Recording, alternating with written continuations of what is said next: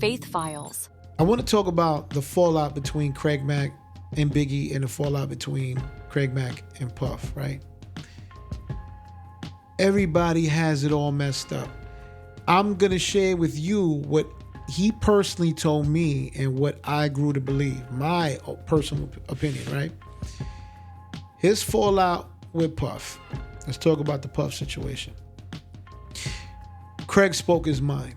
Right or wrong, he spoke his mind. He wasn't a yes man. He wasn't a, whatever, Puff. Like he spoke his mind.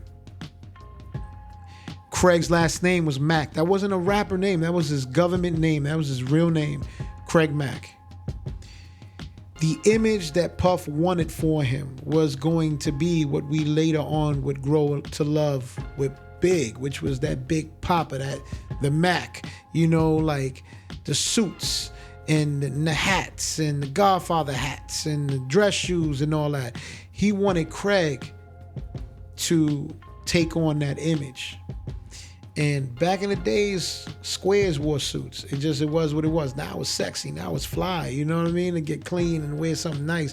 But back then, it was rugged. You know what I mean? Like fatigues and baggy jeans and sweaters and Timbs and jerseys, It wasn't no suits. He wasn't with that.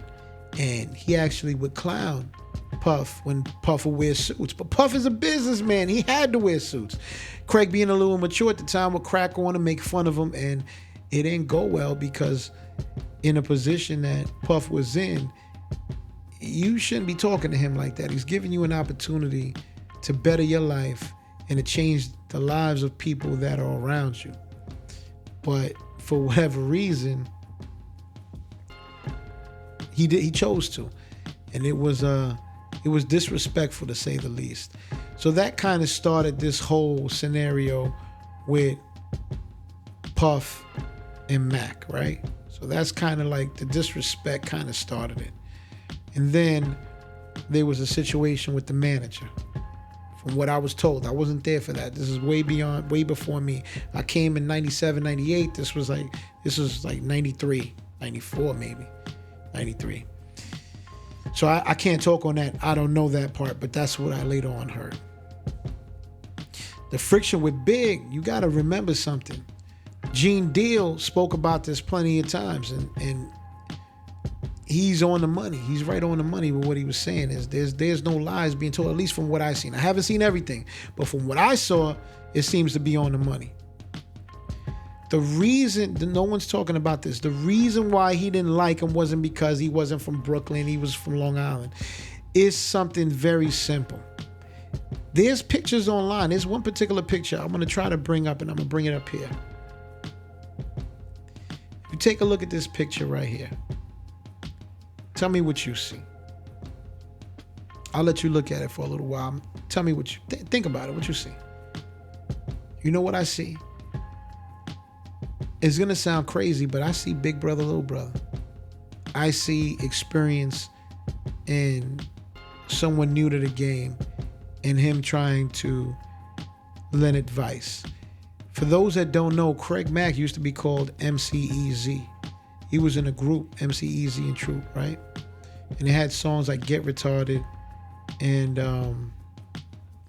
what was it? Get Retarded and Zoom, Zoom, Zoom, right? Cool Records or whatever, they were on Sleeping Bag Records, right? And he actually, that relationship with Sleeping Bag with Will Sokoloff actually went on into much later years after Bad Boy, because he continued to do business with him and they were close friends. But anyway, so he was on Sleeping Bag Records. He went on tour. He was on tour with EPMD. Yes, he was a roadie for EPMD. That is true. He's been on the road. He's been there before. He was seasoned. He visited all the mom and pop record shops. He's done all this. So when Puff got Craig and Big to do these runs, Craig, being the tourist that he is, I think might have played that role a little too much, maybe. I don't know. Because it could definitely rub people the wrong way. You know what I'm saying? And for what I was told, I never met Big and wasn't around Big, so I can't call it, can't confirm nor deny. But Big seemed to be a really cool dude, you know, kind of like accepting and understanding. And not to say he was no punk or pushover by any means, but he was cool. You know what I mean? He was cool.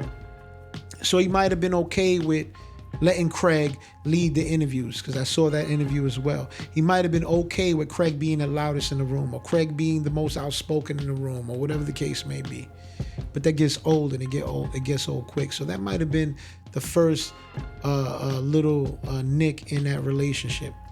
But what really put the nail in the coffin that no one talks about, and Gene talked about this, is that Craig Mack went on and was going to be signed to Suge Knight, Death Row East. He was the first artist. How was that plug put together? It was Eric B., the same person that took him on to do Street Life, and on Street Life, and put out Operation Get Down, because it was Project Funk the World and it was Operation Get Down, right? On Street Life Records, and that was the connection with Death Row East. That's how that came together with Death Row East.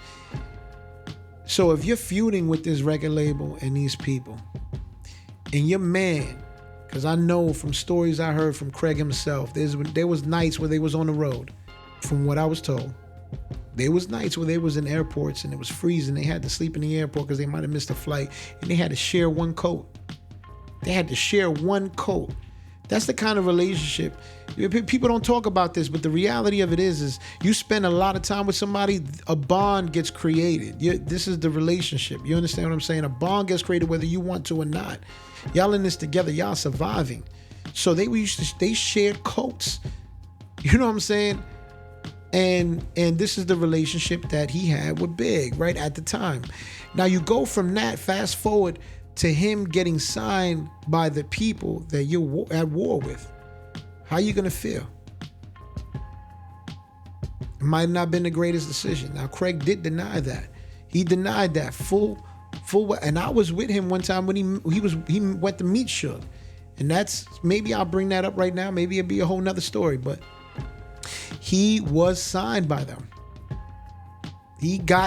There was a deal that was done. And from what I understand, there was money that was given. And I'll explain to you in a minute why I know that there was money that was given. From what I understand, that was a deal that was brokered, that was done. There was money exchanged. And how I know is because I heard it out of Suge Knight's own mouth, right?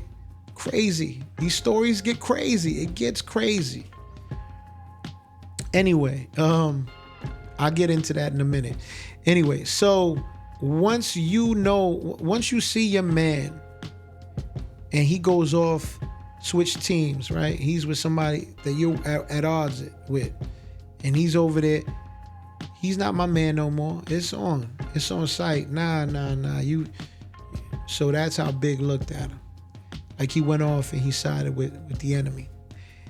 And I don't know if that was Puff's feeling, or if Puff felt like that, but I don't know.